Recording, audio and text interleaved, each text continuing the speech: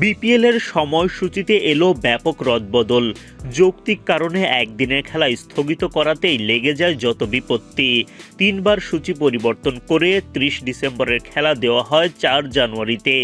এমন পরিস্থিতিতে চট্টগ্রাম পর্ব বাদ দিতে বাধ্য হল বিপিএল গভর্নিং কাউন্সিল। গত 30 ডিসেম্বর না ফেরার দেশে পাড়ি জমান সাবেক প্রধানমন্ত্রী বেগম খালেদা জিয়া। বিষয়টি নিয়ে আনুষ্ঠানিকভাবে শোক প্রকাশ করে বিসিবি। সেই সাথে 30 ডিসেম্বরের বিপিএলের 2টো ম্যাচ স্থগিত করা হয়। পরবর্তীতে 30 ডিসেম্বরের খেলায় নতুন সময়সূচি নির্ধারণ করতে গিয়ে বেশ বেগ পেতে হয়। বারবার বদল করা হয় সূচি।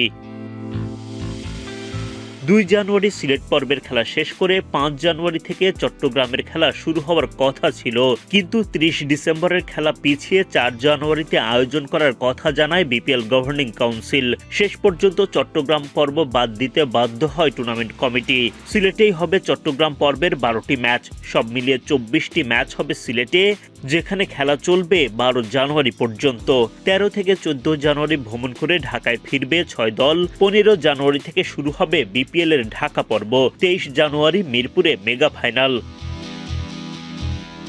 5 জানুয়ারি থেকে বাকি অংশের জন্য নতুন করে সূচি প্রকাশ করেছে বিপিএল গভর্নিং কাউন্সিল। যথারীতি লিগ পর্বে প্রতিদিন 2টো করে ম্যাচ। 5 জানুয়ারি নোয়াখালী সিলেট এবং চট্টগ্রাম রংপুর। 7 জানুয়ারি ঢাকা নোয়াখালী এবং চট্টগ্রাম সিলেট। 8 জানুয়ারি নোয়াখালী রাজশাহী এবং ঢাকা সিলেট। 9 জানুয়ারি চট্টগ্রাম রাজশাহী এবং নোয়াখালী রংপুর। 11 জানুয়ারি রাজশাহী রংপুর এবং নোয়াখালী ঢাকা। 12 জানুয়ারি সিলেট রংপুর এবং রাজশাহী ঢাকা।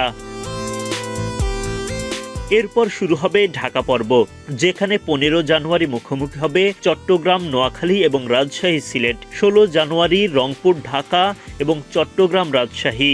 17 জানুয়ারি রংপুর নোয়াখালী এবং চট্টগ্রাম ঢাকা। এরপর লিগ পর্বের সেরা 4টি দল নিয়ে শুরু হবে নকআউট পর্বের খেলা। ফাইনাল সহ নকআউট পর্বের সবগুলো খেলাতেই রিজার্ভ ডে থাকবে।